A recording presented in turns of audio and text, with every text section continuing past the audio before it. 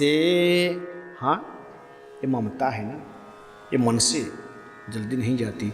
ममता तू न गई मेरे मन से, वाके केस जन्म के साथी, वाके केस जन्म के साथी, लाज गई नयनन से, ममता तू न गई मेरे मन से, ममता तू न गई मेरे मन से।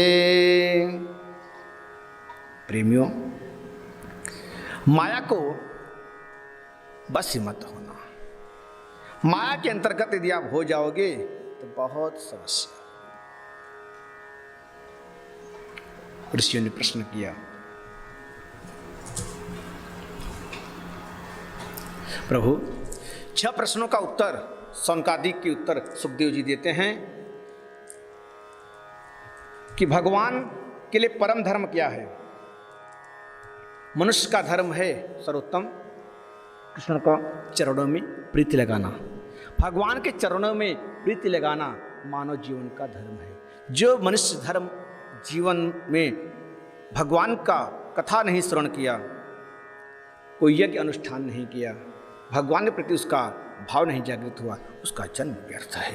इसलिए मानव मात्र का धर्म होता है कि वह भगवान की शरणागति ले ले। पहला प्रश्न का उत्तर। दूसरा प्रश्न यह है कि हम मंदिर में पूजा करने जाते हैं, श्रेष्ठ देवता कौन है? देखिए, निष्ठा आप सभी में रखिए, लेकिन मानो एक को। आप भगवान श्री कृष्ण भगवान को मान रहे हैं, ऐसा नहीं कि आप भोलेनाथ के मंदिर में जाएंगे और कृष्ण भगवान की मूर्ति है तो भोलेनाथ को जल नहीं चढ़ाएंगे, ऐसा नहीं।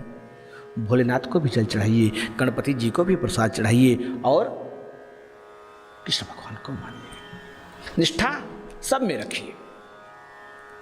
भगवान अजन्मा हैं, प्रभु का जन्म नहीं होता, परमात्मा का प्राकट्य होता है। जब जब होई, जब जब हो ये धर्म के हानि, जब जब होई धर्म के हानि, बाढ़ई असुर महायभिमानी, बाढ़ई असुर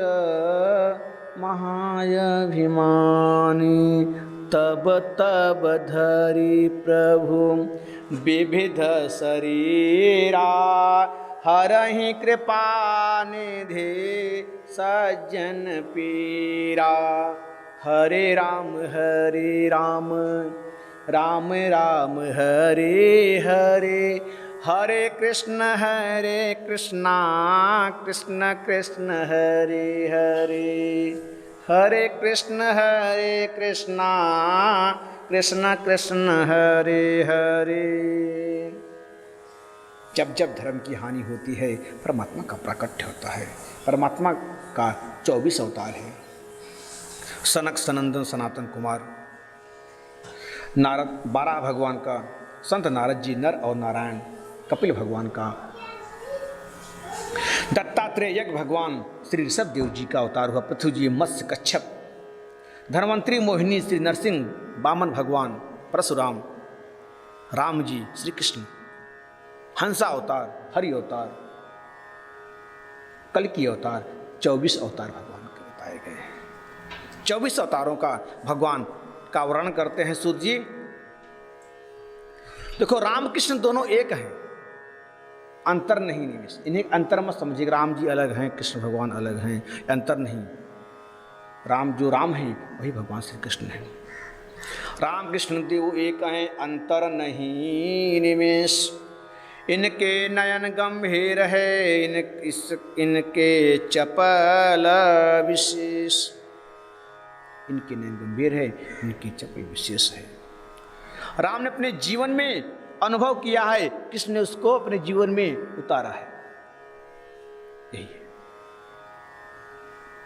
ऋषियों ने प्रश्न किया कि महर्षि वेदव्यास हैं कौन? कौन ये वेदव्यास कौन है? नारायण के पुत्र, ब्रह्मा ब्रह्मा के पुत्र, वशिष्ठ वशिष्ठ के पुत्र हैं।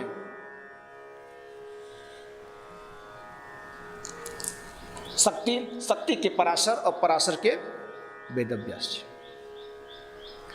पाराशर्य महाभाग भवत कच्चिदात्मनः परितुष्यतु शारीर आत्मा मानसैव वां।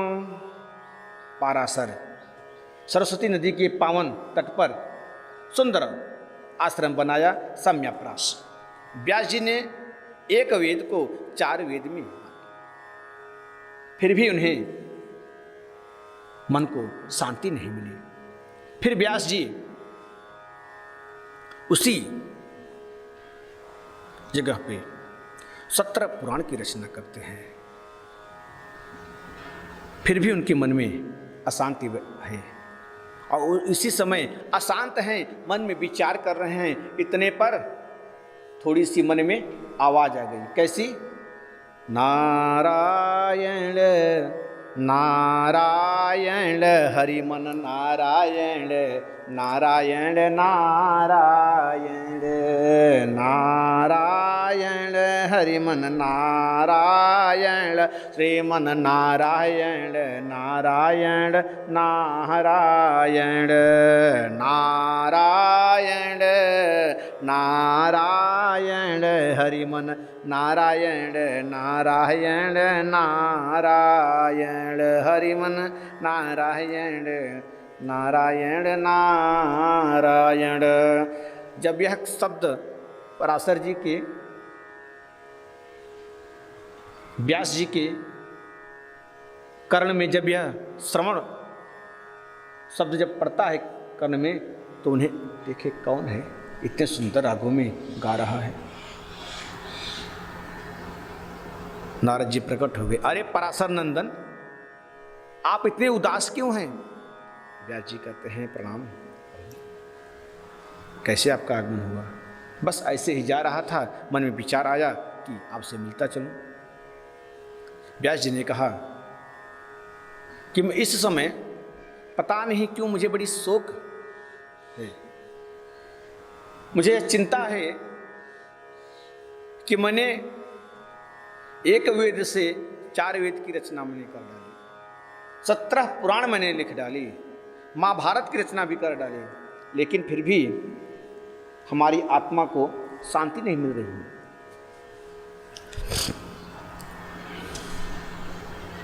नारद जी ने कहा आपने सब कुछ तो लिख दिए, लेकिन हमारे कृष्ण भगवान की पुराण को लिखो। नारद जी जब बताते हैं तो व्यास जी कहते हैं नारद अब तो हम बूढ़े हो गए, हम कैसे लिख पाएंगे। नारद जी कहते हैं गणेश जी की थोड़ी सहारा ले लीजिए तो आपको थोड़ी सी आसान हो जाएगी। व्यास जी कहते हैं ठीक है। चतुर्श्लोकी भागवत नारद जी बताकर चले जाते हैं। वो उसी चतुर्श्लोकी 4 श्लोक की भागवत से व्यास जी ने 18,000 श्लोक रचना करते हैं। 335 अध्याय, 12 स्कंध व्यास जी ने लिख डाली गणेश जी की सहारा लेकर के। अब व्यास जी ने सोचा इतना सुंदर इस पुराण फल को मैं पड़ोसूं तो किसको पड़ोसूं, कोई तो होना चाहिए इसके योग्य। यह सबको थोड़ी पड़ोसा जाता है, इसके जो योग्य होता है उसी को दिया जाता है। अब इसकी योग्य है कौन? याद आया, अरे मेरा पुत्र सुखदेव, लेकिन वो तो जंगल में है। व्यास जी ने अपने शिष्य को बुलाया और एक श्लोक का अध्ययन करा दिया कि इसे अध्ययन करो इस श्लोक का, और जाओ जहां मेरा पुत्र है उसके आसपास में आप गुनगुनाओ। उसी श्लोक को लेकर के गुनगुनाते हुए आस जाते हैं जहाँ पे सुखदेव जी तपस्या कर रहे थे। कौन से श्लोक हैं?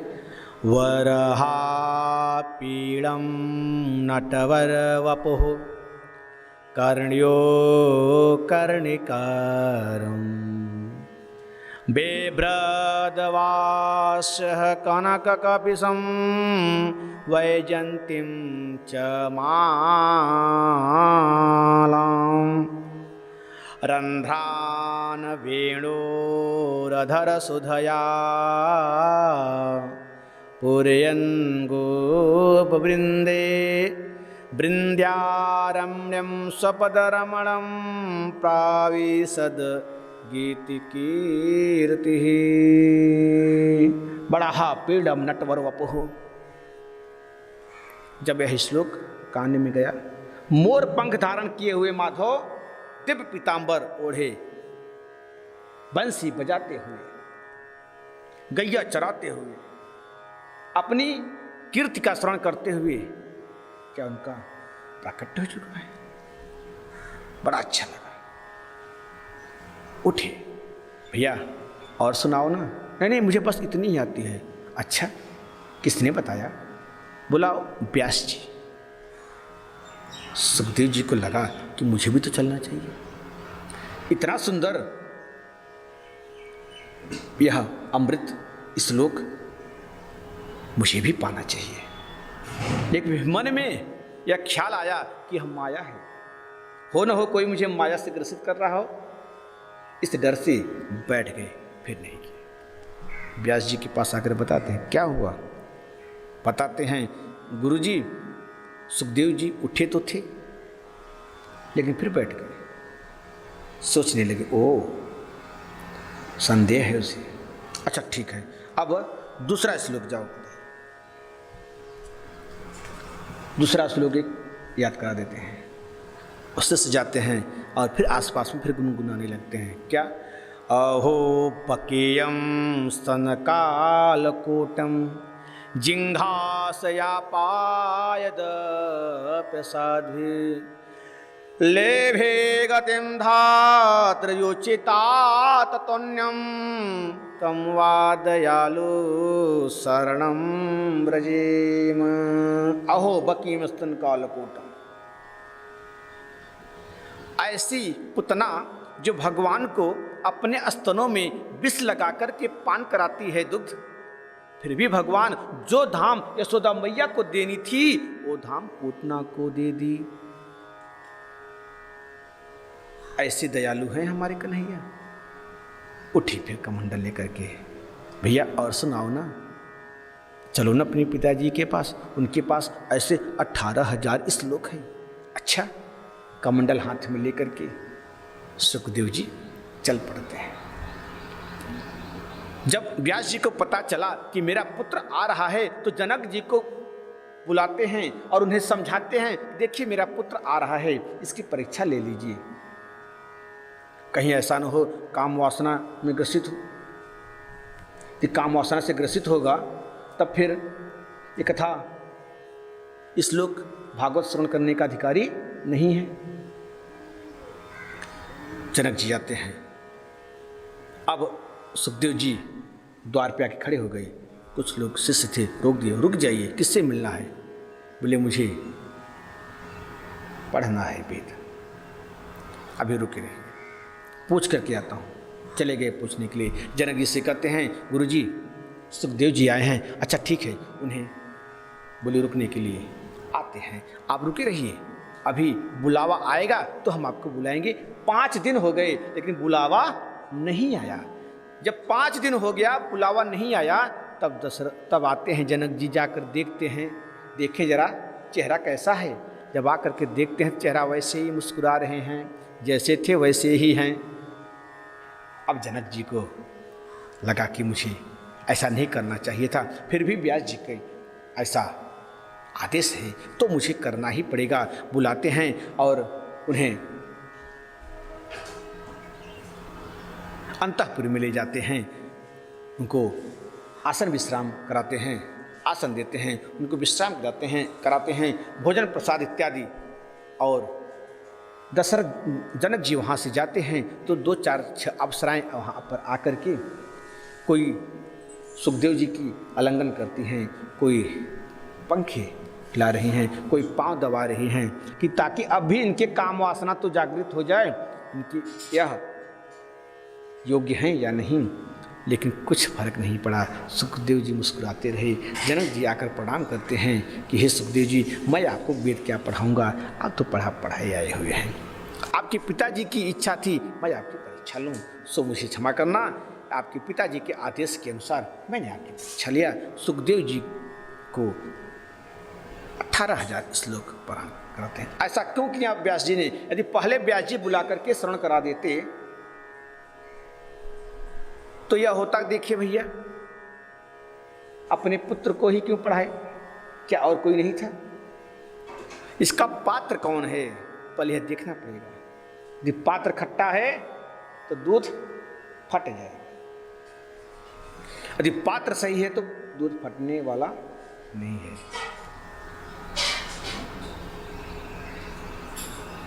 सौनक जिससे सूत जी बताते हैं कि सौनका यही परीक्षित जी का जब 7 दिन में मरने का श्राप मिला था तो सुखदेव जी परीक्षित को कथा सुन कर आए थे। अब सौनकादि ऋषियों ने प्रश्न कर दिया, गुरु जी परीक्षित कौन है? और परीक्षित राजा महाराजा थे, इन्हें कथा सुन करने की क्या जरूरत पड़ गई? राजा महाराजाओं का काम तो यह नहीं है, ये तो संत महात्माओं का काम है। तो राजा महाराजा को कैसे आवश्यकता पड़ गई कथा सुन करने की, और 7 दिन में ही क्यों सुनाया गया?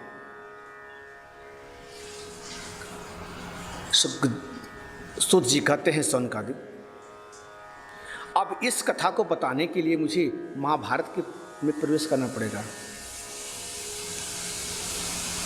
और जब परीक्षित का जन्म होगा, और जब तक परीक्षित का जन्म नहीं होगा किसी कथा शुरू होने वाली नहीं है। अब परीक्षित की कथा से कृष्ण की कथा जुड़ी हुई है तो मैं यह कथा अवश्य करूंगा। सुनिए, एक बार की बात है जब दुर्योधन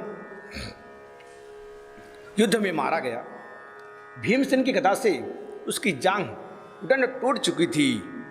यदा वृधे कौरव श्रेजयान वीरे स्वथो वीरगतिं गतेषु प्रिकोदरावेदगदाभिमर्श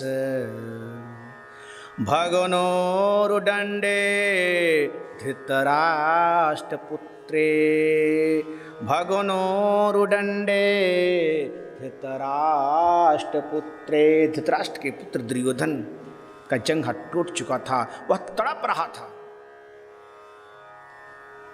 उसी समय अश्वत्थामा आता है, उससे रहा नहीं गया, बोला मित्र मैंने तुम्हारा वह साम्राज्य देखा है, वह राज्य देखा है, मुझे तुमसे यह विडंबना देखी नहीं जा रही है। दुर्योधन ने कहा देखो मित्र, जले पे नमक मत छिड़को, जो हुआ सो हुआ, अब ये बताओ तुम मेरे लिए क्या कर सकते हो? अश्वत्थामा ने कहा मित्र एक बात पूछूं, आपने कभी मुझे इस युग समझा ही नहीं। सेना नायक तो आपने उससे बना दिया जो पांडव के पक्ष में थे, भीष्म पितामह को बना दिया जो कि पांडव का लड़ते तो आपके पक्ष थे लेकिन मन उनका पांडव में था।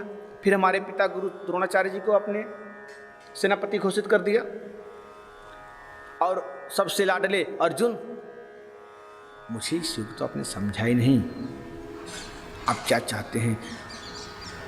दुर्योधन ने कहा मित्र मुझे सबसे बड़ी इस बात का पीड़ा है कि मैं 100 भाई में से एक भी न रहा, और शत्रु हमारे 5 थे, 5 के 5 भी हैं।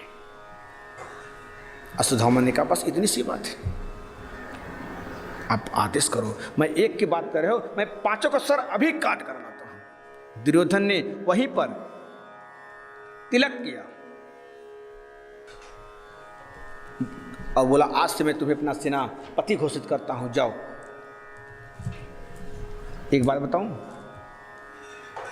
कुछ दुष्ट होते हैं जो मरते मरते काम बिगाड़ कर जाते हैं।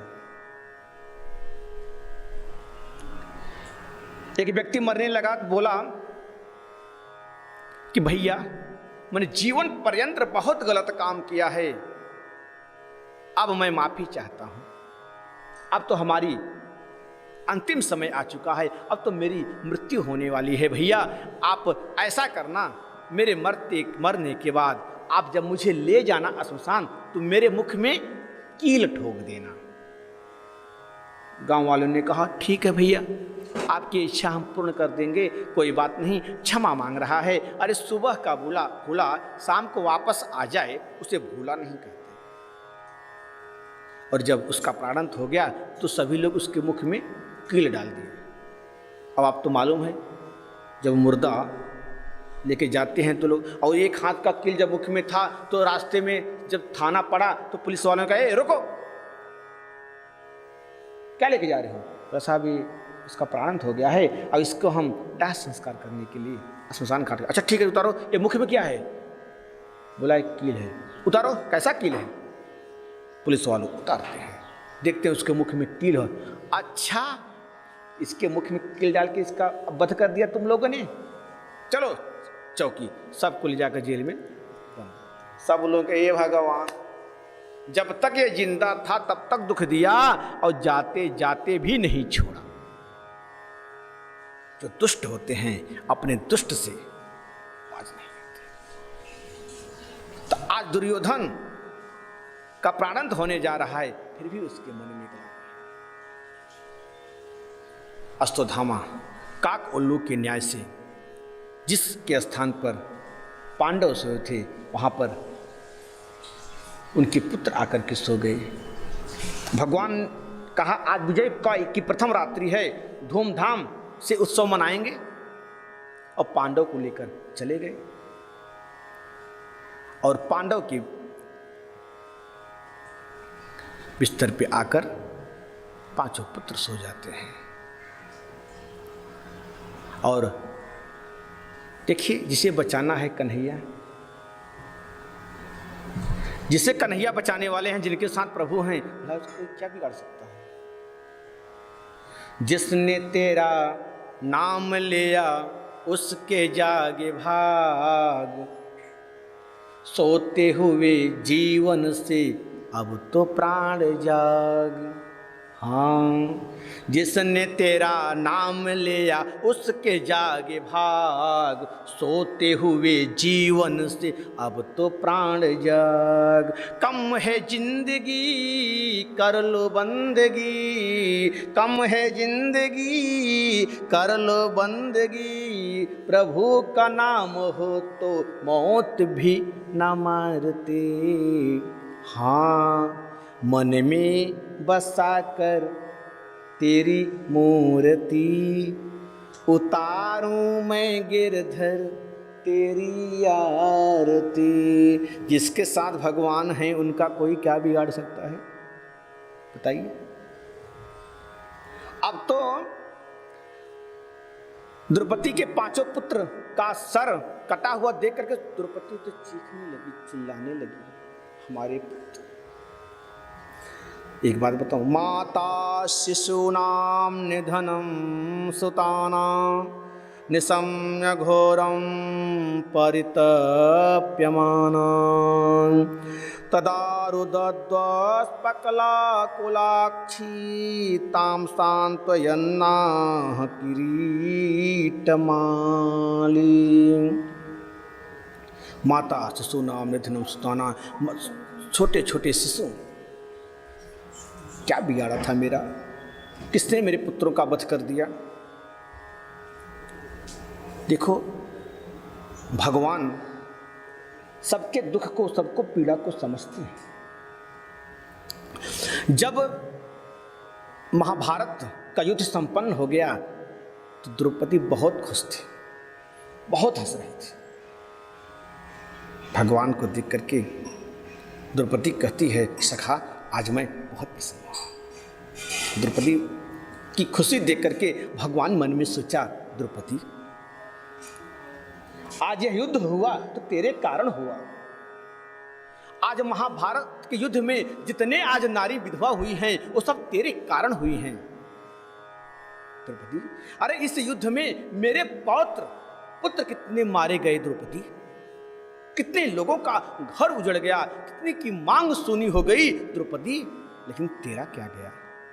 तेरे तो 5 पति थे और आज भी हैं, तेरा तो कुछ नहीं बिगड़ा द्रौपदी, लेकिन तुझे दुख का एहसास नहीं हुआ। क्या महाभारत के युद्ध में द्रौपदी का क्या बिगड़ा? और जब यह लीला हुई तब भगवान ने कहा अब बरोबर हो गया सब दुख। अब दुख की पीड़ा को समझकर द्रौपदी समझ गई दुख होता क्या है, पुत्र के मरने की वेदना क्या होती है, आज यह द्रौपदी समझ रही है। आज द्रौपदी को मालूम हुआ दुख क्या है। भगवान चाहते ही थे सुख और दुख, जब सुख आता है तो दुख जरूर आएगा, जब दुख है तो सुख अवश्य ही आएगा। द्रौपदी चीख रही है, चिल्ला रही है,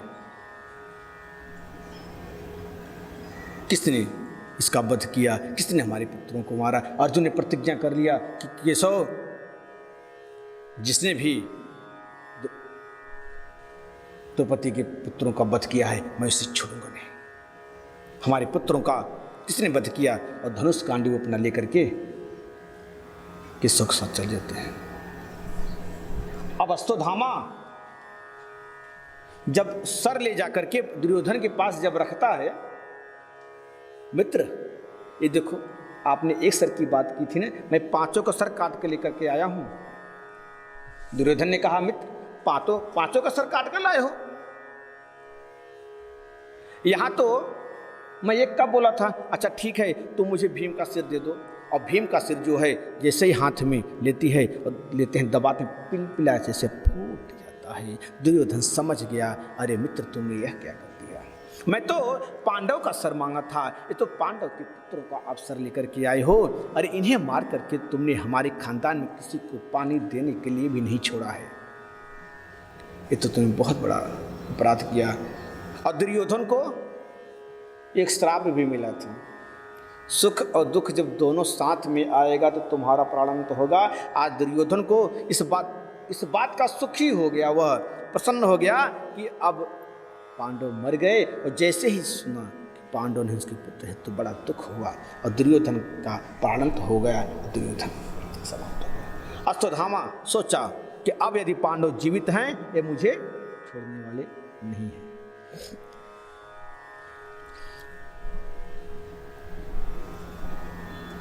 भगवान के साथ अर्जुन चल पड़े और जैसे ही अश्वत्थामा दिखता है उसे बाण ब्रह्मास्त्र अश्वत्थामा चला देता है। और जब अश्वत्थामा ब्रह्मास्त्र चलाता है तो अर्जुन कहते हैं केशव देखो देखो मुझे इस ब्रह्मास्त्र से बचाइए तो सही, देखो ब्रह्मास्त्र चला दिया। भगवान ने कहा अर्जुन तुम क्यों डर रहे हो? अरे ब्रह्मास्त्र तुम्हें चलाना भी आती है, तुम्हें लौटाना भी आती है, ब्रह्मास्त्र का जवाब ब्रह्मास्त्र से दे दो। और अर्जुन भी ब्रह्मास्त्र चलाते हैं, ब्रह्मास्त्र को शांत करते हैं और अश्वत्थामा को पकड़ के लाते हैं और पकड़ कर लाकर द्रौपदी के सामने पटक दिया। द्रौपदी ने कहा मुच्यताम मुच्यताम, छोड़ो छोड़ो, ये क्या कर रहे हो? जानते नहीं ये कौन है? तुम्हारे गुरु का पुत्र है। आज जिस प्रकार से मैं रो रही हूं उसी प्रकार से क्या तुम्हारी गुरु माता नहीं रोएगी? आज पुत्र का दर्द क्या होता है मैं समझ रही हूं, तो क्या तुम्हारी गुरु माता नहीं इस दुख को समझेगी? द्रौपदी के अंदर दया भी है। दया धर्म का मूल है, पाप मूल अभिमान। तुलसी दया न छोड़िए जब तक घट में प्राण। जब तक घट में प्राण रहे तब तक नहीं छोड़ना चाहिए। अब समझ में तो नहीं आ रहा है। अर्जुन सोच रहे हैं कि अब मैं क्या करूं, लेकिन भीम कह रहे हैं नहीं, मैं इसे छोड़ूंगा नहीं।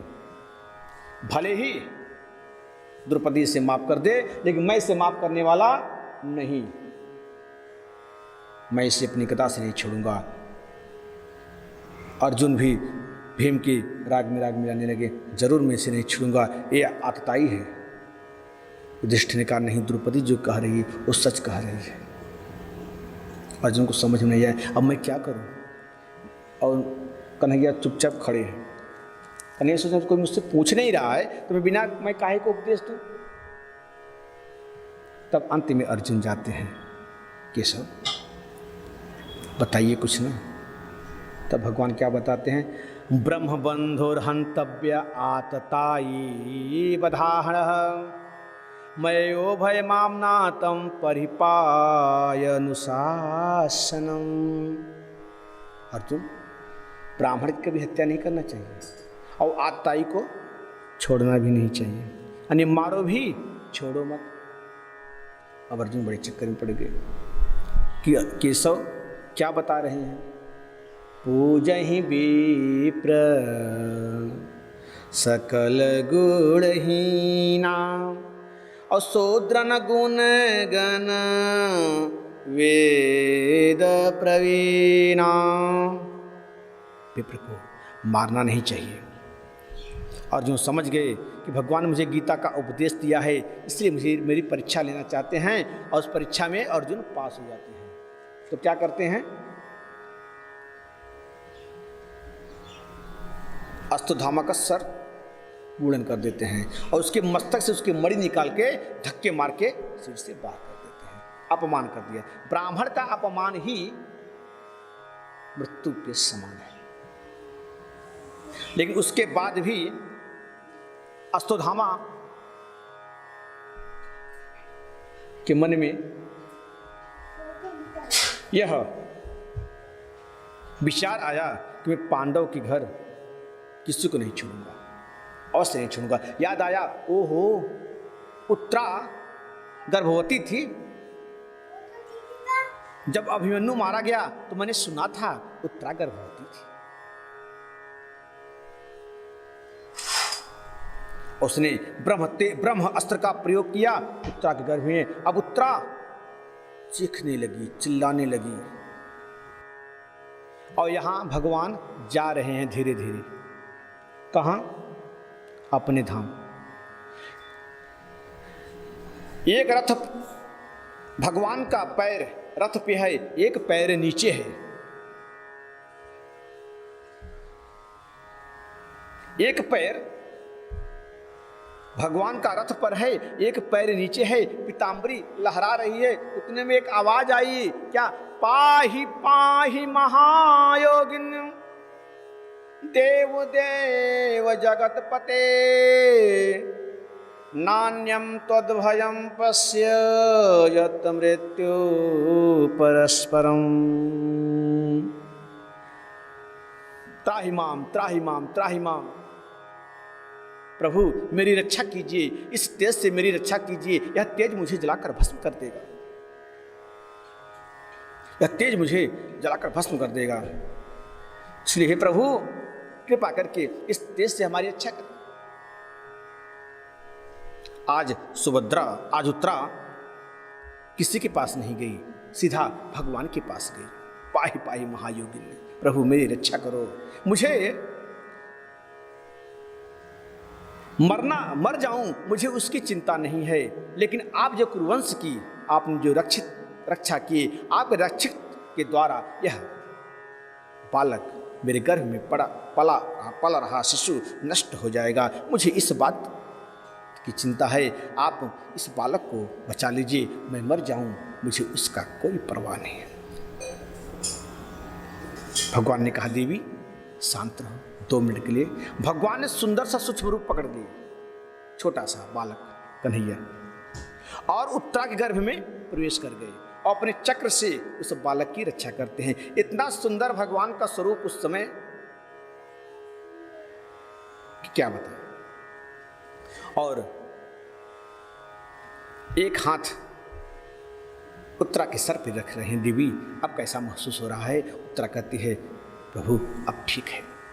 और उसके गर्भ की रक्षा करके भगवान बाहर आ जाते हैं। सूर्य जी ने कहा, सोनकादि कैसा लगा? सोनकादि कहते हैं, गुरु जी बहुत अटपटा लगा। क्यों अटपटा? कहें प्रभु वो गर्भ में प्रवेश कर गए। बोला, हाँ धन्य है वह उत्तरा जो आज भक्त और भगवान दोनों उसके गर्भ में पल रहे हैं। धन्य है वह पुत्र।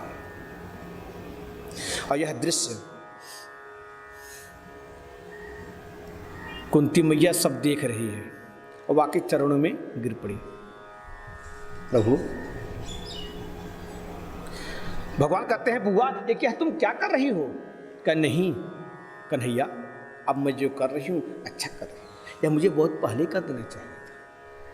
कुंती मैया स्तुति करने लगती है। नमस्ते पुरुषम तादमीश्वर प्रकृते परम अलक्ष्य सर्वभूतानामन्तर्बहिरवस्थितं माया जवनिका छन्न मज्ञादोच्छजमयम् अलक्ष्ये मूढदृशा नटो नाट्यधरो यथा। इस प्रकार से 26 श्लोकों में कुंती मैया स्तुति करती है। प्रभु, आपने मेरी बड़ी रक्षा की। भगवान कहते हैं बुआ आप मुझे भगवान कहती हो, मैं तुम्हारा भतीजा। कुंती कहती है कन्हैया यही तो, जब जब भगवत्ता का प्रेम होता है, भगवत्ता हमारे हृदय जागती है, तो आप यही कभी बुआ बताकर कभी भतीजा बताकर के हमारे मन को मोह लेते हो।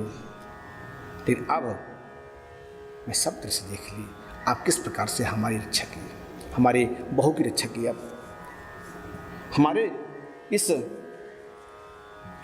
आने वाले वंश की आपने रक्षा किया।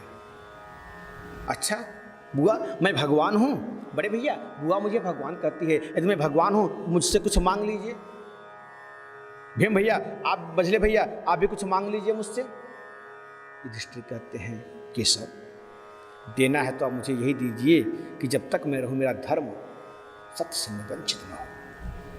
भीम भी मांगते हैं कि केशव जब तक मैं इस धरातल पे रहूं, भोजन मेरी सबसे प्रिय वस्तु है और भोजन करते समय भी मुझे आपकी याद बनी रहे।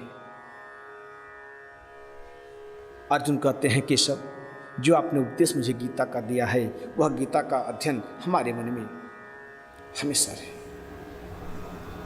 ऐसे ऐसे सब कुछ न कुछ देते हैं, बाद में सुभद्रा के पास जाते हैं, बहना तुम भी कुछ मांग लो ना। कुंती मना करती है केशव बस हो गया ना, बहुत दे दिया आपने, अब क्या देंगे। कुंती को लगता है कि यह संसार की वस्तु कुछ मांग लेगी। नहीं नहीं सुभद्रा मांगो, क्या मांगना है आपको? भैया जो मैं मांगू वो आप दोगे? हाँ बिल्कुल दूंगा। अच्छा तो पल्लू अपना बाहर करके सुभद्रा कहती है कि आज से ही हमारा मन आपके चरणों में चिपक जाए, मेरा हृदय आपका ही सुमिरन करता रहे।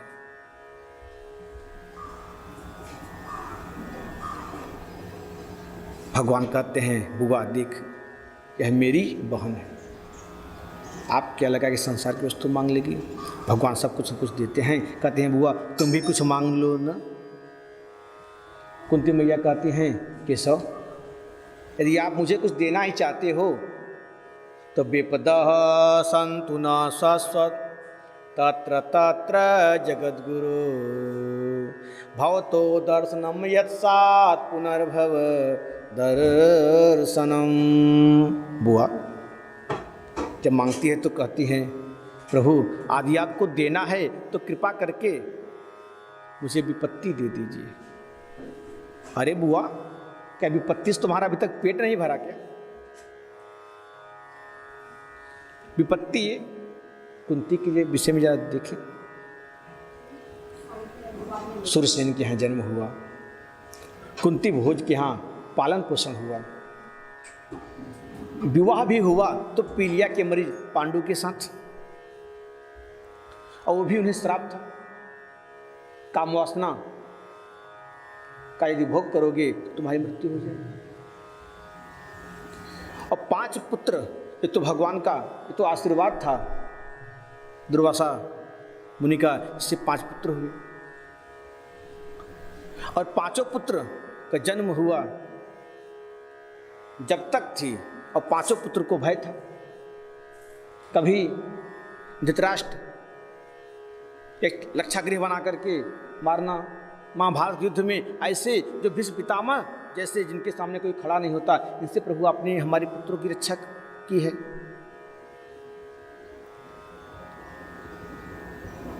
तो कुंती के जीवन में कभी सुख तो मिला नहीं, दुखी दुख मिला। भीष्म पितामह से रक्षा हुआ भगवान ने की। भीष्म पितामह के सामने भला युद्ध में कोई टिक सकता था क्या? कोई नहीं, कोई नहीं टिक सकता था।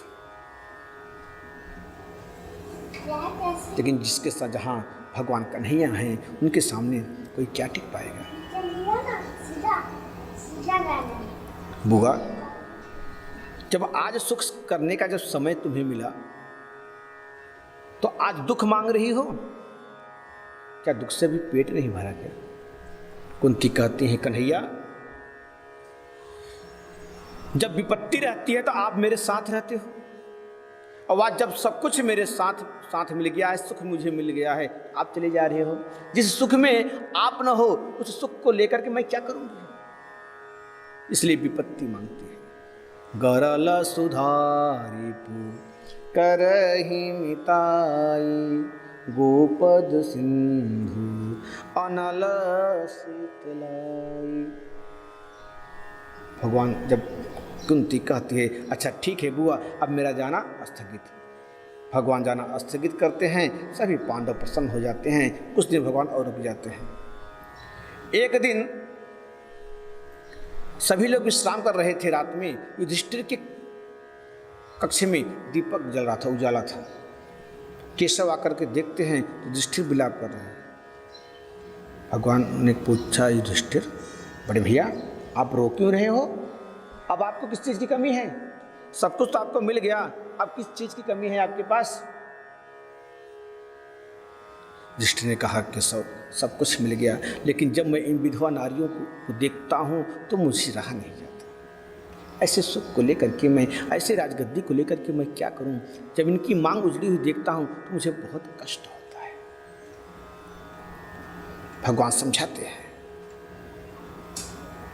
केशव इतना सुंदर उपदेश दिए युधिष्ठिर को, लेकिन वही उपदेश जो गीता का अर्जुन को दिया, वही उपदेश आज युधिष्ठिर को दे रहे हैं, लेकिन युधिष्ठिर के पल्ले नहीं पड़े।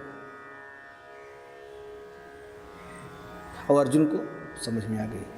भगवान चाहते भी थे इन्हें कोई और समझाए, और जिन्हें उपदेश देना हो वो तो समझ ही जाएगा। जब भगवान शांति दूत बनकर के जा रहे थे तो द्रौपदी आकर के सामने खड़ी हो गई, प्रभु आप जा रहे हो, मेरे केशों का ध्यान देना। जब तक दुष्ट दुर्योधन नहीं मरेगा यह मेरा केश नहीं मरेगा। भगवान ने कहा, द्रौपदी तुम चिंता मत करो, मैं जा रहा हूं उसे समझाने अवश्य, लेकिन समझने वाला नहीं है। अरे समझेगा कैसे? जब परमात्मा समझाएंगे तब तो समझेगा। बाली की पत्नी तारा को एक ही लाइन में समझा दिया भगवान कि किसके लिए रोती हो देवी? पति के लिए रोती हो तो पति तुम्हारे पड़े तो हैं, ले लो। तारा की समझ में आ गई। और आज दुर्योधन को समझाना चाहते तो दुर्योधन भी समझ सकता था, लेकिन जो समझाना चाहे तब तो। अर्जुन को समझाना चाहे तो क्या अर्जुन नहीं समझ गया? अर्जुन समझ गया। भगवान ने कहा, चलो तुम्हें किसी सफेद दाढ़ी वाले के पास ले चलते हैं। लेके चले गए कहाँ? भीष्म पितामह के पास। आज भीष्म पितामह सैया पे पड़े हुए हैं, सो रहे हैं।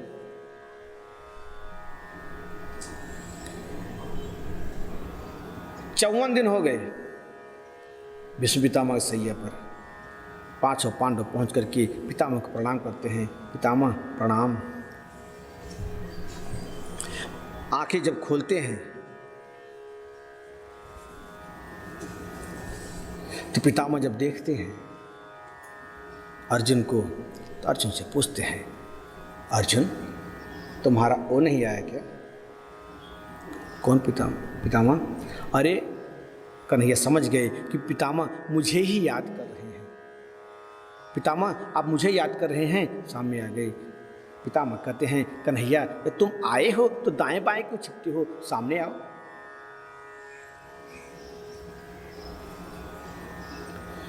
पितामह को प्रणाम करते हैं कन्हैया और कहते हैं कि पितामह, पांडव युधिष्ठिर राजा बन गए हैं और आप इन्हें उपदेश दे दीजिए। पितामह ने कहा, कन्हैया कोई उपदेश सीखना हो तो आपसे सीखिए, मैं क्या उपदेश दूंगा, लेकिन यदि आप मेरे पास लाए हो तो मैं आपको उपदेश अवश्य दूंगा। फिर पितामह उपदेश देते हैं, दान धर्मान राजधर्मान मोक्ष धर्मान विभागशः, स्त्री धर्मान भगवत धर्मान समासव्य सयोगतः। राजधर्मान, दान धर्मान, गृहस्थ पुरुष को ज्यादा से ज्यादा धन कमाना चाहिए और उस धन में से दान भी करना चाहिए। और पुरुष को तीन बातों का अवश्य ध्यान देना चाहिए। क्या? जीवन में अपनी आंखों से अच्छा ही वस्तु को देखें, कानों से अच्छे ही गुण को सुने, मुख से अच्छी वाणी को बोले। काम वासना का प्रयोग आंखों से ही तो होता है। रावण ने अपनी आंखों पर कंट्रोल नहीं कर पाया, फिसल गया, आज उसकी पुतला जलाई जाती है। और राम जी की जय जयकार होती है। अपनी आंखों से देखना है, बहू को देखो, देखिए, मां को देखें, बेटी जैसी देखो। अपनी आंखों से अच्छा देखो, तो आंख फिसल गई तो नष्ट हो जाएगा। अच्छे वस्तु को आंखों से देखना चाहिए, कानों से अच्छे गुण को सुनो। कैकेयी का घर क्यों बिगड़ गया? क्योंकि कैकेयी मंथरा से गलत वचन सुन लिया, घर बिगड़ गया। अंत में न पति हाथ आया न पुत्र। वाणी से द्रौपदी का से गलत शब्द निकल गया। दुर्योधन जा रहा था, जल में गिर गया तो गलत शब्द निकल गया। अंधे का पुत्र तो अंधा। जबान बिगड़ जाएगा तो लोग थू थू करेंगे।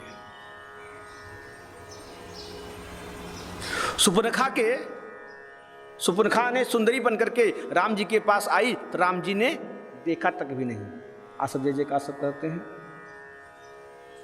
तो शब्द संभाल कर बोले, निंदा चुगली न करें किसी का मुख से। हाँ देखिए, यही वाणी आग भी लगाती है, यही वाणी बाग भी लगाती है। अब यह निर्णय आपको लेना है, आपको बाग लगानी है कि आग लगानी है, यह मर्जी आपकी। सुंदर उपदेश दे ही रहे थे कि द्रौपदी से कह रहे हैं, कभी किसी पांडव से कह रहे हैं, कभी अपने आंखों के सामने गलत होते हुए मत देखना, अत्याचार मत देखना।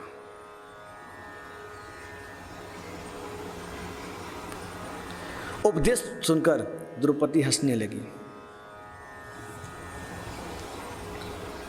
जब द्रौपदी हंसने लगी तो पितामह ने कहा, द्रौपदी तुम हंस क्यों रही हो? नहीं पितामह, भीष्म पितामह के सामने हंसना कोई साधारण बात थोड़ी ही है। नहीं पुत्री, बेटी तुम बताओ, पढ़ी लिखी शिक्षित नारी बिना वजह नहीं हंसती, जरूर कुछ कारण रहा होगा। बेटी तुम क्यों हंस रही हो? कृपा करके बताओ मुझे, तुमने क्यों हंसी? तुम्हें हंसी आई क्यों? द्रौपदी ने कहा, पितामह आज ऐसा उपदेश दे रहे हो, आंखों के सामने पाप होता हुआ नहीं देखना चाहिए, तो ये पाप आपने क्यों किया? भरी सभा में सबसे पहले जब दुर्योधन ने आदेश दिया, दुशासन मेरा चिर खींच रहा था, सबसे पहले मैंने आपसे ही प्रश्न की थी। उस समय आप चुपचाप बैठे। यदि यह पाप आंखों के सामने, यदि यह पाप है तो यह महापाप आपने क्यों किया? भीष्म पितामह बिलख करके फुट फुट कर रोने लगे। आज पहली बार रो रहे हैं भीष्म पितामह। द्रौपदी, आज इसी का पश्चाताप मैं कर रहा हूं जो 54 दिन से इस बाणों की सैया पर मैं सो रहा हूं। बेटी, उस समय में दुष्ट दुर्योधन का मैंने अन्न खाया था, मेरी बुद्धि बिगड़ गई थी बेटी, और अब मेरी बुद्धि शुद्ध हो गई है। जैसा खाओगे अन्न वैसा होगा मन, जैसा पियोगे पानी वैसा होगी पानी, जैसा पियोगे दूध वैसा होगा बुद्ध। द्रौपदी क्षमा मांगती है और अब भीष्म पितामह कहते हैं अब मेरे बीच में कोई नहीं आएगा, अब हमारी बात सिर्फ केशव से होगी। अच्छा, कहते हैं कन्हैया, हमारी एक बेटी है और भीष्म जी स्तुति करते हैं, इति मते रूप कल्पिता वितेषणा भगवती सात्वत पुंगवे विभूमि। बहुत सुंदर स्तुति करते हैं भीष्म पितामह जी। इति मते रूप कल्पिता वितेषणा, कन्हैया से कहते हैं कि मेरी एक बेटी है, इसका आप विवाह कर लीजिए। अच्छा, अब तो अर्जुन हंस पड़े, ये लो शादी तो किया नहीं, बुढ़ापा में इनकी बेटी कहाँ से आ गई। दुर्योधन तो क्षमा करना, अर्जुन तो लाडले थे ना, सबसे लाडले पितामह के अर्जुन ही थे। पितामह ने कहा इतनी मति, यह जो मति है यह मेरी, इसी को मैं अपना बेटी मानता हूँ। अच्छा, कन्हैया ने कहा क्या बेटी आपकी बहुत पढ़ी लिखी है क्या? हाँ, कोई तीसरा हमारी इस बेटी में नहीं है, इसलिए आज तक कोई इसका कोई पति नहीं मिल पाया, इसलिए मेरे इस पति के आप बन जाएं पति और मेरी हो जाए सदगति। स्तुति करते हैं और उपदेश देते हैं और पितामह का वहीं प्रारंभ होता है। पांडव फुट फुट कर रोने लगते हैं। कन्हैया पांडव को समझाते हैं और उसके बाद फिर अपने द्वारिका के लिए प्रस्थान करते हैं। आज युधिष्ठिर कन्हैया को रोकते नहीं हैं। कन्हैया अपने द्वारिका पहुंचते हैं। बहुत दिन के बाद जब आज द्वारिका पहुंच रहे हैं, सब लोग जब शंख ध्वनि 5 धन की जो ध्वनि करते हैं, सभी द्वारिकावासी प्रसन्न हो जाते हैं और भगवान जा कर के अब सर्वप्रथम अपनी माता की चरण में प्रणाम करते हैं। प्रणाम करने से 4 चीज मिलती है, विद्या, यश, बल और विद्या, आयु, विद्या, यश और बल, 4 चीज मिलती है प्रणाम करने से। माता शत्रु पिता वैरी ये न बालो न पाठितः। जो माता पिता अपने पुत्रों को शिक्षा नहीं देते वो शत्रु के समान होते हैं।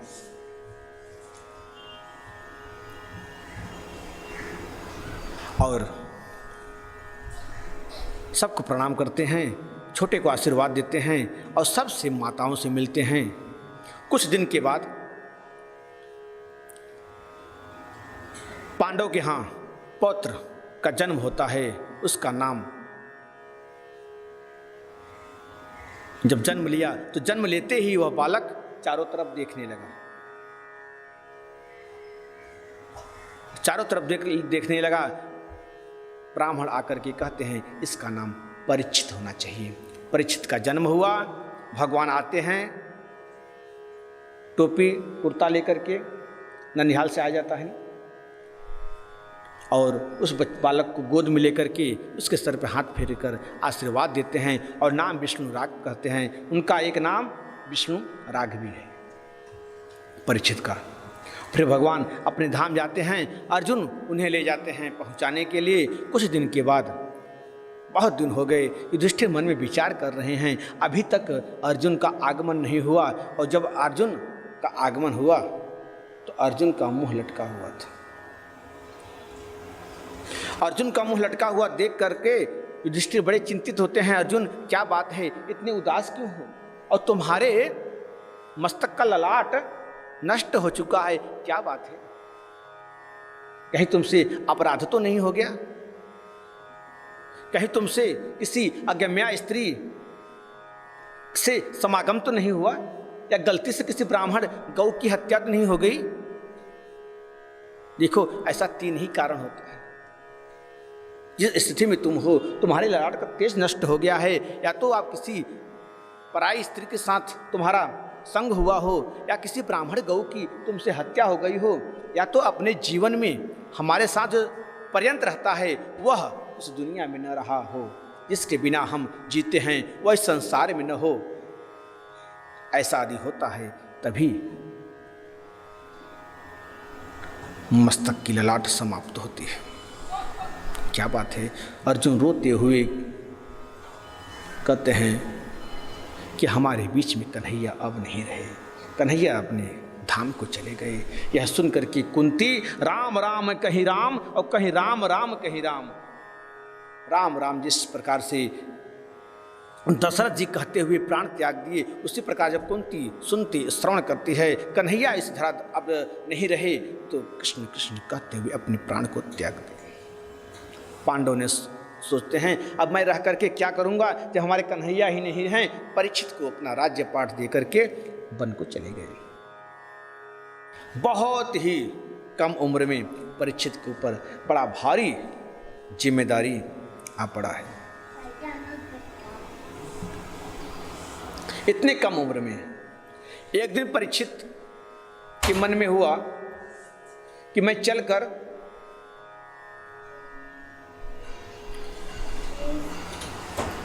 घूमकर मैं देखूं संसार में हो क्या रहा है। परीक्षित को कोई काम मंदिर में जाते हैं करने नहीं देता, इसलिए भेष बदल बदल कर जाते हैं मंदिर में, पूजा करते हैं और मंदिर की साफ सफाई करते हैं और श्रवण करते हैं हमारे राज्य में किस प्रकार से लोग हैं, क्या चल रहा है।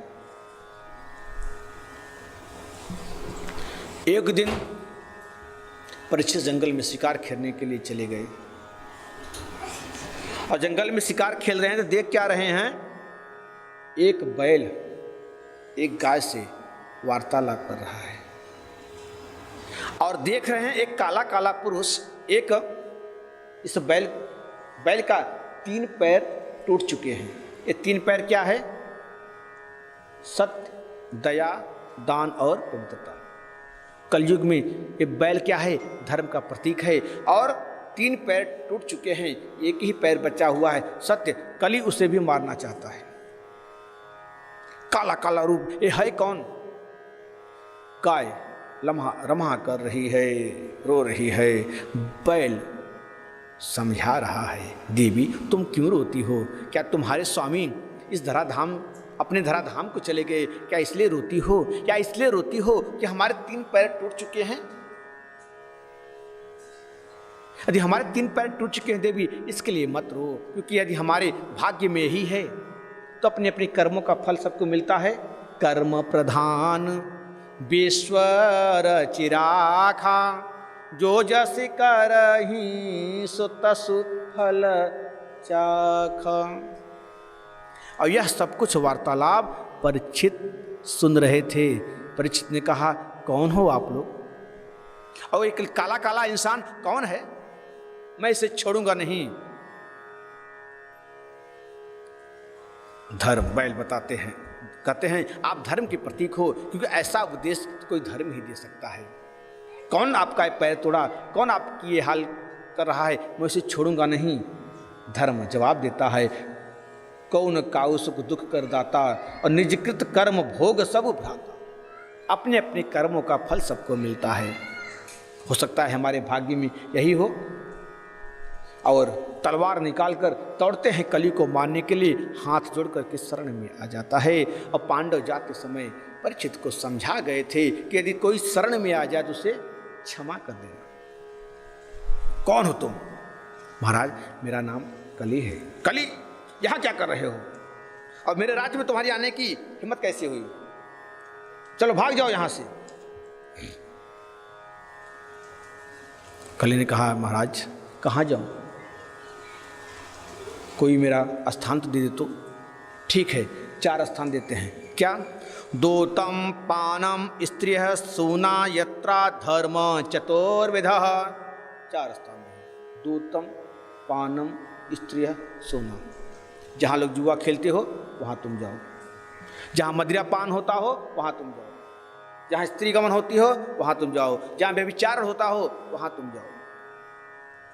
कली ने कहा महाराज ये जितना कूड़ा करकट था सब आपने मुझे दे दिया, अरे एकाक स्थान तो कोई अच्छा दे दिया होता।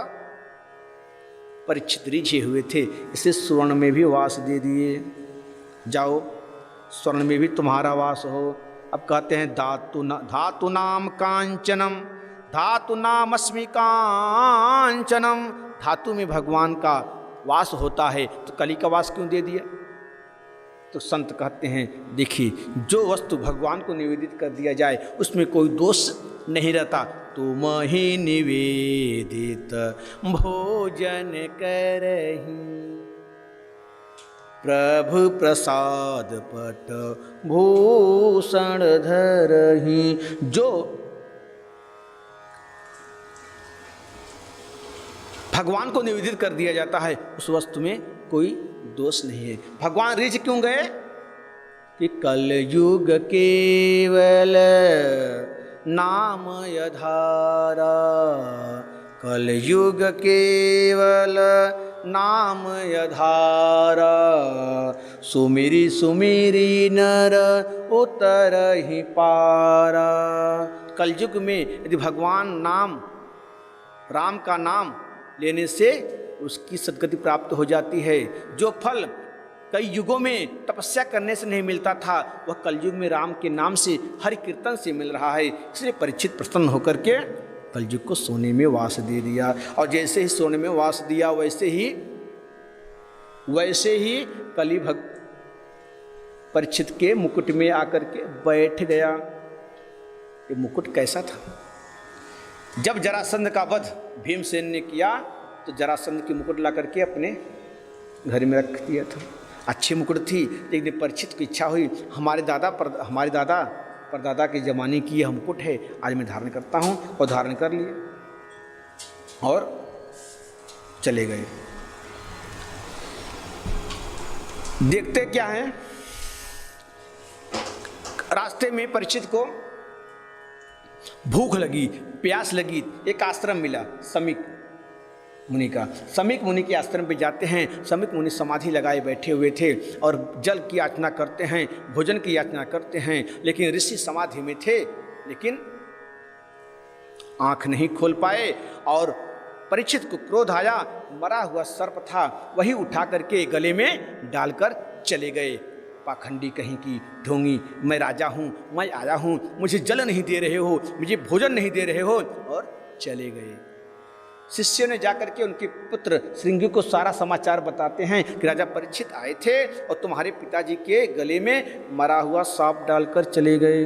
यह सुन करके श्रृंगी ऋषि श्राप दे देते हैं। इति लंघित मर्यादम तक्षक सप्तमे हनि औ तडंग क्षति सम कुलांगारम चोदितो में तत ध्रुवम। इति लंघित मर्यादम तक्षक, आज से 7वें दिन तक्षक सर्प परीक्षित को डसेगा और इनका प्राणांत हो जाएगा। देखिए परीक्षित से आज एक गलती हो गई। असली संत को नकली समझ बैठे, और ऐसे ही प्रताप भानु नकली संत को असली समझ बैठे तो सर्वनाश हो। कहीं असली को नकली और नकली को असली समझ बैठे तो भी आपका विनाश निश्चित है। इससे सोच पूछ करके रहना चाहिए। और जब परीक्षित को पता चला कि मुझसे किसी संत का अपराध हो गया है, बहुत ग्लानि होती है। इतने में जब समी की आंखें खुलती है तो जब उन्हें समाचार मिलता है कि श्रृंगी ने परीक्षित को 7 दिन मरने का श्राप दिया है, तब तो समीक ऋषि बहुत दुखी होते हैं कि पुत्र आज तुमने बहुत बड़ी गलती कर दिया। जिसकी रक्षा करने के लिए भगवान स्वयं गर्भ में प्रवेश कर गए थे, आज उसका तुमने अपमान कर दिया। पुत्र, आज के बाद ऐसा राजा कभी न हुआ है न कभी होगा, हो तो ना भविष्य। समीक ऋषि अपने एक शिष्य को भेजते हैं और परीक्षित को सारा समाचार मिलता है, और परीक्षित वहीं से अपना गंगा नदी तट पर आ जाते हैं। अपना राज्य जो है अपने पुत्र जन्मेजय को दे करके चले जाते हैं, और किसी भी कोई भी संत मिलते हैं उनसे यही पूछते हैं कि 7 दिन में मरने वालों को क्या करना चाहिए। भगवान जब परीक्षित को ब्रह्म का वज्र लगा, वाग वज्र, तो भगवान आकर के गर्भ में रक्षा की। आज वाग वज्र, वाणी से वज्र लगा हुआ है।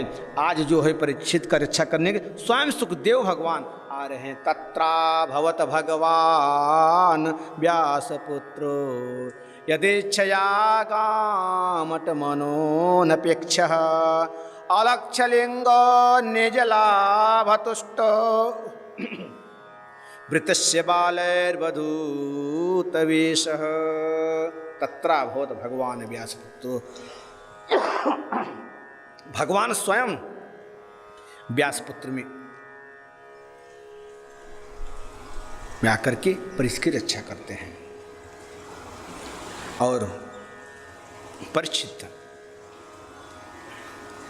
ने देखा सभी संत इन्हें प्रणाम कर रहे हैं, तो मुझे भी प्रणाम करना चाहिए, और षोडशोपचार पूजन करते हैं। अब परीक्षित पूछने में देरी नहीं की, कहते हैं म्रियमाणस्य किम कर्तव्यम, मरने वाले प्राणी को क्या करना चाहिए। सुखदेव जी बताते हैं कि परीक्षित, इसका उत्तर मैं तुम्हें दूंगा कल ठीक 7:30 बजे। बोले वृंदावन बिहारी लाल की जय। हरे राम राम राम राम हरे हरे, हरे कृष्णा कृष्ण कृष्णा हरे हरे, हरे राम राम राम हरे हरे, हरे कृष्णा कृष्ण कृष्ण हरे हरे। बोले वृंदावन बिहारी लाल की जय।